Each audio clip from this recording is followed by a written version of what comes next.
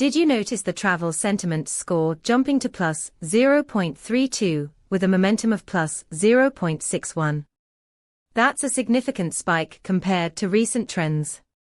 This uptick suggests a newfound enthusiasm for travel that's unusual for this time of year, likely driven by recent announcements in tourism and travel regulations.